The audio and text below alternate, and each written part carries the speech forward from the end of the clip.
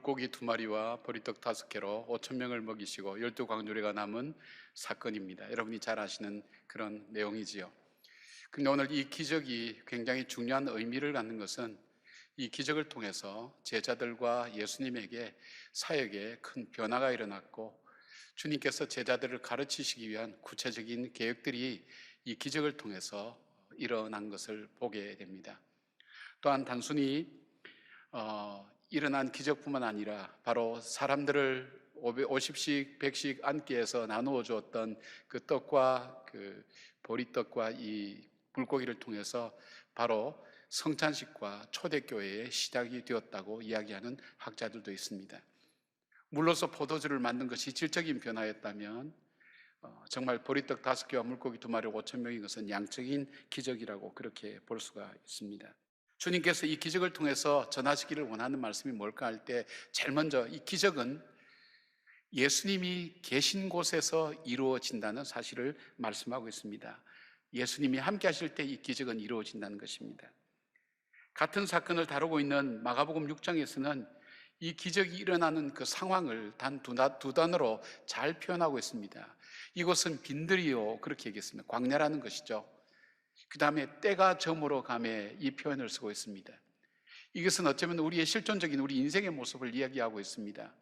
우리가 살아가는 것이 광야와 같은 삶을 살고 있습니다. 광야는 길이 없습니다. 어디로 가야 내가 가야 될 길인지. 광야는 낮은 낮대로 뜨겁고 견디기가 어렵습니다. 밤은 밤대로 춥고 견디기가 어렵습니다. 인생에 편할 날이 사실은 없습니다. 그리고 광야에서는 어디 한 곳 제대로 쉴 곳도 없습니다.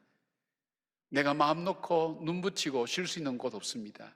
엘리야는 로뎀나무 아래에서 기댈 수밖에 없는 삭막한 그런 곳이 바로 이 광야입니다. 광야에는 먹을 것과 마실 것을 구하고 찾아다녀야만 겨우 만날 수 있고 그나마 그것도 구할 수가 없습니다. 그 다음에 때가 저물었다는 것은 뭘 말할까요? 나에게 있어서 기회가 지나갔다는 것. 기회가 어떤 일로 인해서 지나간지는 모르겠습니다만은 우리는 어쩌면 인생을 살아가면서 수많은 기회를 놓쳤구나, 그렇게 생각하는 분들도 있고, 어쩌면 오늘 우리 앞에 지나가는 이 기회도 놓치고 있는지 모릅니다.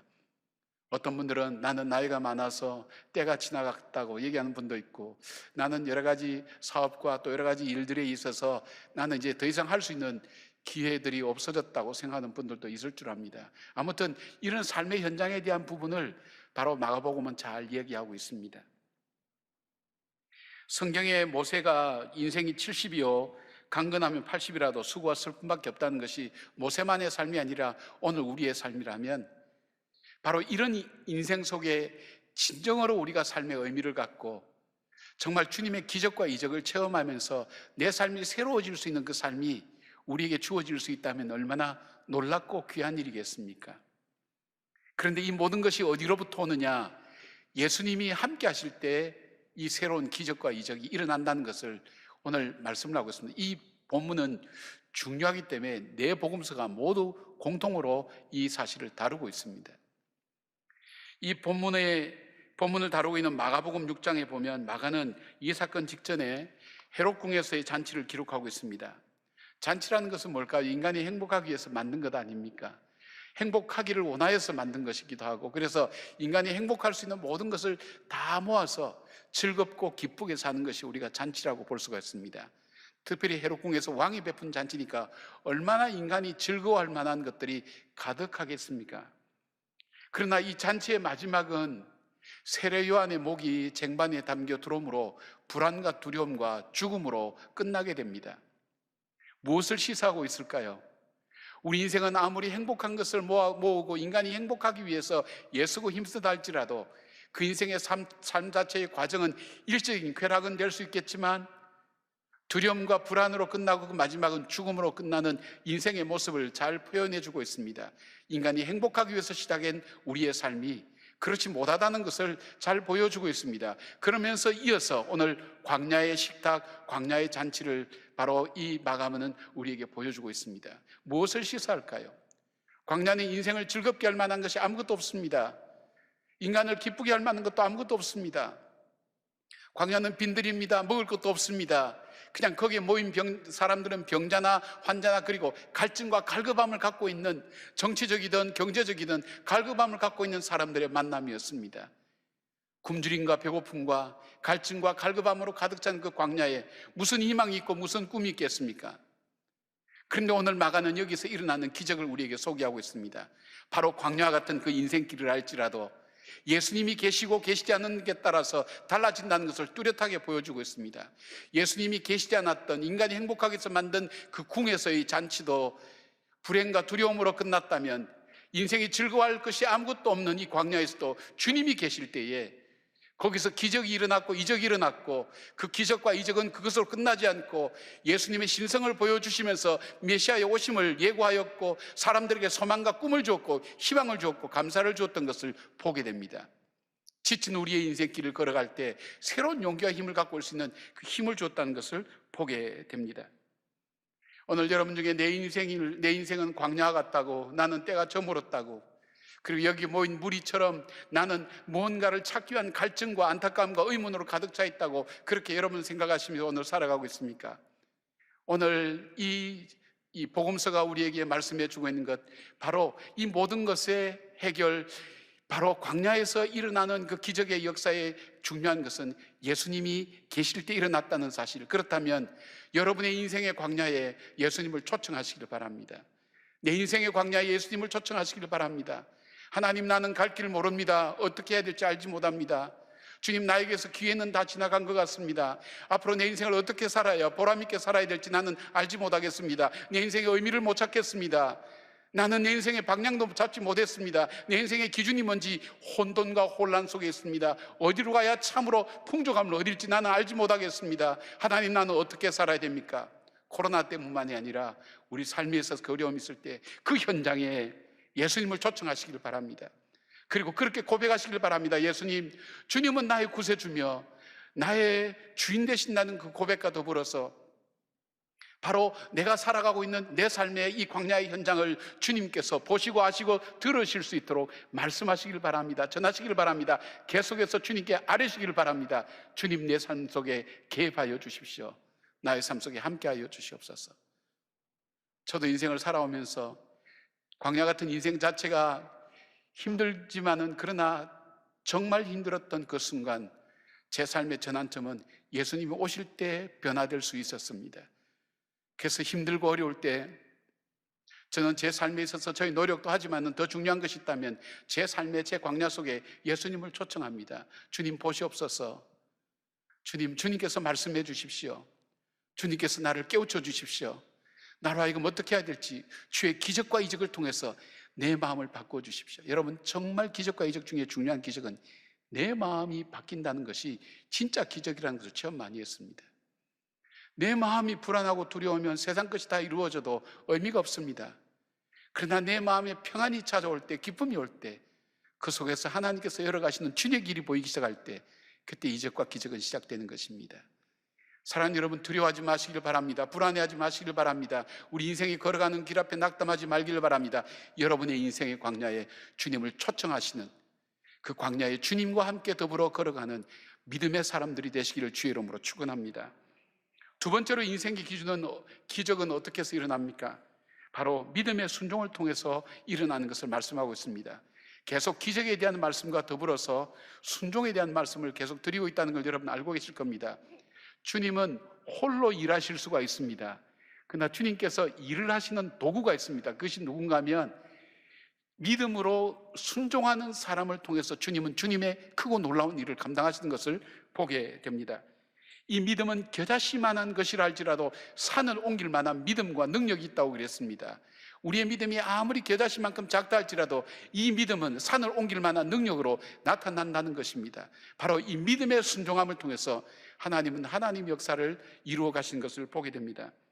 본문에는 많은 제자가 있지만 주님은 특별히 아마 빌립을 지정해서 생각하셔서 오늘 말씀하고 있습니다. 빌립을 시험하기 위해서 질문했다고 했습니다. 빌립아, 이 많은 사람에게 음식을 먹이려면 어떻게 하겠냐 할 때 7절 말씀은 빌립이 이렇게 대답합니다. 빌립이 대답하되 각삼으로 조금씩 받게 할지라도 200데나리온의 떡이 부족하리다 라고 대답합니다. 여기 한 데나리온은 한 노동자가 하루에 받는 품삯을 말합니다. 그럼 200데나리온은 무려 한 사람이 7개월 내지 8개월 동안 일을 해야 벌 수 있는 돈을 얘기합니다. 그 정도의 돈이 있는데 우리에게는 그 정도의 돈이 없다는 겁니다. 빌립의 계산이 얼마나 정확합니까? 재료에 밟습니다. 그리고 정확하게 계산해내면서 합리적이고 이성적으로 판단해냅니다. 그러나 빌립의 계산 속에 빠진 것이 하나 있었습니다. 그것은 능히 없는 데서 창조하시고 만드시는 그 예수님, 그리고 병든 자와 죽은 자를 살리시고 고치시는 그 예수님, 바로 이 현장 가운데 이 세상을 창조하신 그 예수님을 그의 계산에는 두지 않았습니다. 여러분, 믿음이라는 게 무엇입니까? 우리의 주어진 현실을 직시하는 것이 중요한 일입니다. 믿음이라 그래서 맹목적으로 믿는 것이 아닙니다. 우리 현실 속에 얼마가 있고 어느 상황이고 어떤 형편이 되고 무슨 문제가 있고 하는 것을 정확하게 파악하는 것은 굉장히 중요한 것입니다. 그러나 마지막으로 우리가 판단해야 될 것이 있다면 주님께서 우리와 함께 계신다는 것, 주님께서 행하신다는 것. 제가 반복해서 말씀드려서 참 죄송합니다만은 제가 체험한 것이라서 여러분에게 도움이 되면 좋겠습니다. 우리가 옆에 이 지역에 땅을 살 때에 옆에 있는 이 땅을 샀으면 교회는 회계학상 부도나게 되어 있습니다. 불가능한 것이었습니다. 다 살폈습니다. 안 된다고 결론을 내렸습니다. 근데 제가 처음 우리 교회에 왔을 때에 하나님이 이 옆에 땅을 달라고, 교회가 설 수 있는 땅으로 달라고 이 돌면서 기도한 분들을 제가 많이 봤습니다. 마음속에 이 마음이 들어오는 거예요. 이 땅은 우리의 돈으로 살 수 있는 땅이 아니고 기도로 이미 하나님께서 우리에게 주셨다는 그 마음을 저는 갖게 되었습니다. 그리고 최종적인 결론은 저도 목회를 못 하게 될 그런 위기에 처하잖아요, 그죠? 그렇지만 하나님의 뜻이 무엇인가? 하나님, 주님께서 함께 계시면 할 수 있습니다. 금년에 빚 다 갚았습니다. 옆에 땅에 대한 빚 다 갚았습니다.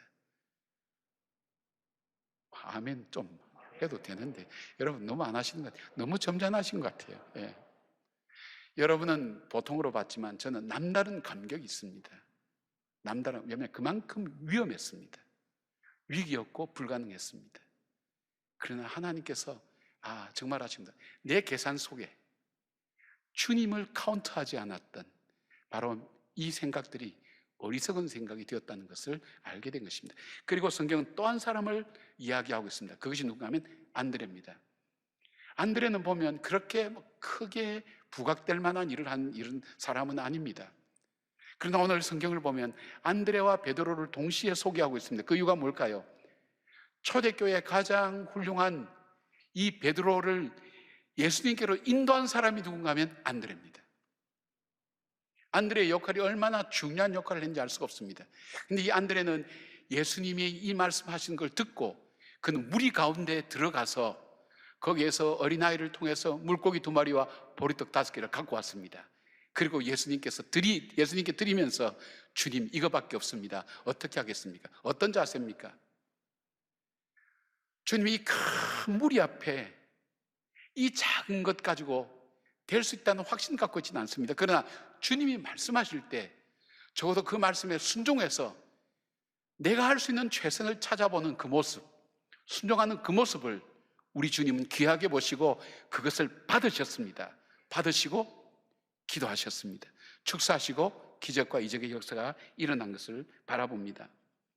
사랑하는 여러분, 우리는 우리의 능력은 작은데 우리가 해야 될 일은 얼마나 커서 우리는 할 수 없다고 포기하고 그냥 시작도 하지 않는 경우를 많이 바라봅니다. 그러나 우리의 삶 가운데 우리 주님이 나와 함께 하신다는 그 믿음이 우리 속에 들어왔을 때에는 지금 내 눈에 아무 증거 보이지 않아도 내 귀에 아무 소리 안 들린다 할지라도 주님이 나와 함께 하신다 할 때 그 말씀을 믿고 내가 할 수 있는 아주 작은 것, 보잘것없지만 작은 것이라도 할 때에 여러분, 이 장정만 5천 명 모이는데 보리떡 5개와 물고기 2마리가 무슨 의미가 있겠습니까? 의미가 없습니다. 그럼에도 불구하고 주님의 말씀을 듣고 현장으로 비집고 들어가서 그 어린아이의 작은 도시락을 갖고 와서 주님께 드리면서 말씀드리는 그 삶의 자세를 말하는 것입니다. 작은 순종, 내가 하나님 앞에 작은 순종으로 드리겠다는 그 마음, 주님은 그것을 귀하고 크게 쓰신다는 것을 우리에게 보여주고 있습니다. 여러분, 우리 교회는 세상적으로 말할 때 정말 유명한 분 없습니다. 우리 교회에 탤런트 한 사람 없습니다. 신문에 자주 나오는 검사, 판사한 사람도 없습니다. 제가 혹시 몰라서 그런지 몰라도. 뭐 재계에 뭐 아주 뛰어난 분들도 별로 없습니다. 평범한 분들입니다, 다들. 그만하게 사는 분들입니다. 그런데 작년에 우리가 어려운 이웃 돕자 그럴 때 쌀이 7,700보 나올 때 우리 당원들도 마찬가지입니다만 놀랬습니다. 어떻게 이렇게 나올 수가 있을까? 우리 그래서 목표를 5,000포로 잡았거든요. 단순히 7,700포에 대한 문제가 아니었습니다. 우리 성도들이 힘들지만 어렵지만 더 어려운 사람을 위해서, 그리고 우리가 주님의 말씀을 듣고 무엇인가 순종하고 싶은 작은 마음이라도 자기가 할 수 있는 최선을 다했던 그것이 모아지면서 기적적인 역사가 일어났습니다. 우리가 헌혈할 때도 마찬가지입니다. 우리가 큰 교회도 있습니다. 몇만 명 되는 교회도 있습니다. 그러나 그 다른 교회들 다 합친 숫자보다도 우리 교회 헌혈한 숫자가 많았습니다. 단순히 많습니까? 아닙니다. 하나님께서 내게 주셨을 때 나는 능력 없지만, 나는 부족하지만 주님께서 내게 주신 그 사명을 하나님, 내가 순종하는 흉내라도 내겠습니다. 내가 할 수 있는 것은 작은 거라도 하겠습니다. 그 마음, 안드레의 마음이 모아질 때에 놀라운 이적과 기적으로 하나님 우리의 삶을 격려해 주시고 인도해 주셨습니다. 저는 그 사건 이후에, 그 일들 이후에 굉장히 마음의 격려가 되었습니다. 힘이 되었습니다. 우리 성도님들을 다시 보게 되었습니다. 이전에도 다시 봤지만은 다시 보게 되었습니다. 존경하게 되었습니다. 사랑하게 되었습니다. 하나님께서 우리에게 주신 그 안드레들이 가득한 교회, 크게 대단한 사람 없어도 하나님 말씀 앞에 내가 갖고 있는 것 중에 최선을 다해서 하나님 말씀 앞에 순종하기를 원하는 바로 그 사람들이 가득한 바로 이들을 통해 광야 같은 이 시대 속에 하나님의 역사를 열어갈 거라는 확신을 갖고 있습니다. 아멘 하신 분에게만 이 은혜가 임하기를 축원합니다. 아멘. 여러분 정말 그렇게 되기를 원하는 것은 아멘하고 그렇게 하십시오. 여러분 워낙 점잖아서 말씀 마음으로 다 하지만은 표현도 중요합니다. 사랑하는 여러분, 릴레이 기도를 이어갈 때도 봅니다. 기도하는 그분들의 모습을 전 뒤에서 볼 때도 정말 이 기도 시간에 이 공백을 하나님께서 이 교회의 기도를 나에게 맡기셨다고, 교회가 기도하는 등불이 꺼지지 않고 그 향이 꺼지지 않도록 하나님께서 나에게 맡기셨다는 그 사명감 가지고 기도하는 모습을 뒤에서 볼 때 경건이 뭔가 하는 것을 볼 수가 있었습니다. 하나님 앞에 기도하는 모습 속에 작은 공간에 와서 혼자 기도하는 모습이지만 기도 속에 하나님께서 나에게 맡겨주신 일들을 내가 할 수 있는 최선을 다해서 하겠다는 그 마음, 특히 연세 많으신 어른들 오셔서 어려운 걸음하셔서 기도하는 모습 보면 감동입니다. 여러분 무엇일까요? 안드레입니다. 하나님은 그 안드레 같은 순종하는 사람을 통해서 하나님 역사를 이루어 가신다는 것. 그래서 여러분 힘들고 어려울 때 인생이 광야같이 절망된다 할지라도 낙담하지 말고 200데나리오나 300데나리온의 돈이 더 있어야 되겠다고 그렇게 생각하면서 낙담하지 마시고 무엇을 하라고요? 내가 할 수 있는 것 최선 다해서 주께서 드리는 순종할 때 주님은 그 순종 보시고 하나님의 일들을 펼쳐나가신 것을 보게 됩니다. 그 믿음이 여러분 가운데 충만하기를 축원합니다. 세 번째로 인생의 기적은 자기 것을 희생하고 헌신할 때 일어납니다. 사람들은 기적을 갈구하지만 다른 사람이 이뤄놓은 것을 바라보고 누리려고만 합니다. 물론 기적의 현장에 있어서 함께 그 기적을 바라보면서 보리떡과 물고기를 먹으면서 기뻐하며 즐거워할 수도 있지만, 그러나 더 중요한 것이 있다면 내가 그 기적의 주역이 되어서 기적의 마중물이 되어서 하나님 앞에 쓰임받고 싶은 마음이 없습니까? 그 쓰임받고 싶은 마음이 있다면 반드시 희생이라는 것이 있습니다. 여러분, 세상에 저절로 되는 일은 없습니다. 희생이라는 것을 거치지 않고는 나오지는 결과물이 없습니다. 다른 사람이 저분은 원래 잘하는 모양이다 저렇게 하신 겁니다. 절대 그렇지 않습니다. 남들 모르는 희생이 그 속에 있습니다.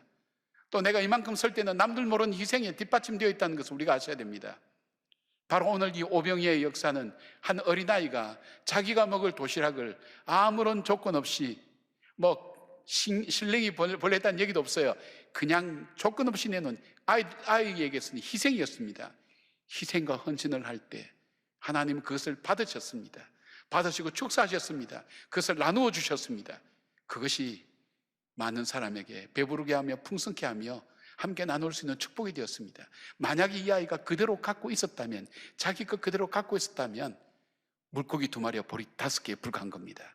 그러나 주님께 드렸을 때에 희생인데 없어진다고 생각했는데 없어지는 것이 아니라 더 풍성하게 만들어 가시는 것이 하나님의 놀라운 기적의 역사였습니다. 이동호 목사님 요한복음 강의 읽다 보니까 세계적인 지도자였던 D.L. 무디에 대한 이야기를 소개하고 있어서 같이 좀 소개하고 싶습니다. 보스턴에서 구두공으로 살았던 이 D.L. 무디, 그에게 에드워드 킴볼이라는 선생님이 찾아와서, 주일학교 선생님 찾아와서 그에게 전도를 했는데 그 전도가 그의 마음에 와닿았습니다. 그를 통해서 예수 그리스도를 정말 자신의 구세주로 인격적으로 영접하게 되면서 자기에게 그런 마음의 빚을 지게 된 겁니다. 정말 나도 이 복음을 전해야 되겠다는 거, 내가 받은 이 빚을 전해야 되겠다 이 생각을 하고 특별히 나서지를 못하고 있다가 그가 시카고로 옮겨서 거기 잡화점을 열고 그걸 구체적으로 옮기기로 했습니다. 그러기에는 그는 많은 배움이 없었기 때문에 어떻게 할까 하다가 주일학교 교사를 하면서 재밌는 일화들이 많습니다. 16명의 아이들을 훈련시켰습니다. 그리고 불과 얼마 가지 않아서 이 무디가 맡고 있는 반은 1000명의 어린이가 모이게 되었습니다. D.L. 무디는 배움이 별로 없는 사람입니다. 그럼에도 불구하고 D.L. 무디는 세계에서 가장 복음을 많이 전한 사람이 되었습니다. 어떤 분이 그에게 질문했습니다. 당신이 어떻게 그렇게 많은 복음을 전하는 사람이 될 수 있었냐고. 그때 그는 이렇게 대답합니다. 저는 어느 날 한 설교자가 세상은 하나님의 뜻에 단순히 온전하게 헌신하는 사람들을 통해서 하나님이 하실 수 있는 일을 아직도 하고 계신다고. 그러니까 단순하게 온전하게 헌신하는 사람들을 하나님 사용하셨어요. 그리고 나의 응답은 바로 그 사람이 내가 되겠습니다. 그런 고백을 하게 되었다는 것입니다. 또 하나의 도전 주는 이야기가 있습니다. 그는 설교할 때 배움이 많이 없기 때문에 문법적으로나 문장이 바르지 못한 부분이 있었습니다. 유명한 학자 한 분이 그분의 설교를 듣고 있다가 어디가 틀렸는지를 체크를 해서 다 주었습니다. 그럴 때 묻습니다. 이 목사님은 이 부분이 틀렸고 이 부분이 틀렸고 이렇게 얘기합니다. 그럴 때 얘기합니다. 예, 저는 배움이 많이 없어서 문장도 여러 가지 면에서 많이 틀릴 수 있습니다. 그러나 저는 이 부족한 것 가지고 복음을 전합니다. 근데 선생님은 그렇게 많은 지식 가지고 얼마나 많은 사람에게 복음을 전해봤습니까? 우리에게 도전을 주는 말씀이라고 생각합니다. 사랑하는 여러분, 어떤 일이든지 그 일이 이루어질 때는 헌신적인 희생자가 드러나든 드러나지 않든 반드시 있습니다. 보이지 않는 작은 헌신과 희생의 열매로 시작된다는 것을 보는 눈이 있어야 되면서 동시에 나에게도 주님 앞에 그런 헌신과 희생의 삶을 드리겠다는 그 삶이 이루어질 때 나 혼자만의 개인의 삶이 아니라 나를 통해서 수많은 열매를 맺는 삶을 살게 되는 것을 보게 됩니다. 여러분, 이번에는 아마 그런 결심을 좀 하면 좋겠어요. 이번 명절 때에는 내가 얼만큼 속상하고 힘든 일이 있어도 만나는 가족에게 친절한 말 한마디 해야 되겠다. 격려하는 말 하나 해야 되겠다. 사랑하는 말 한마디 해야 되겠다. 정말 속이 뒤집어지는 어려운 일이 있다 할지라도 내가 있냐고. 그런 마음을 지금 한번 결심을 해보십시오. 하나님께서 이 작은 일을 통해서 만들어 가시는, 변화시켜 나가시는 하나님의 기적의 역사를 여러분 분명히 보게 될 것입니다. 지치고 힘든 세상입니다. 얼마나 어려운 세상입니다. 그러나 여러분 포기하지 마시고 여러분의 힘든 현장에, 여러분의 삶의 광야에 예수님을 초청하십시오. 주님, 제 삶이 이렇게 어렵습니다. 힘듭니다. 제 삶 속에 오시옵소서. 저의 상황을 들어주시고 함께 해주시고 주님 역사해 주십시오. 짧은 기도도 괜찮습니다. 주님을 초청하십시오. 그리고 포기하지 말고 내가 할 수 있는 작은 것, 몸짓이라도 움직일 수 있으면 움직이면서 순종해 보십시오. 더 나가서 내가 할 수 있는 희생과 헌신을 주님 앞에 드릴 때 주님 그것을 통해서 나만의 축복이 아니라 모든 사람의 축복으로 만들어 가시는 놀라운 하나님의 진리를 분명히 알게 될 것입니다.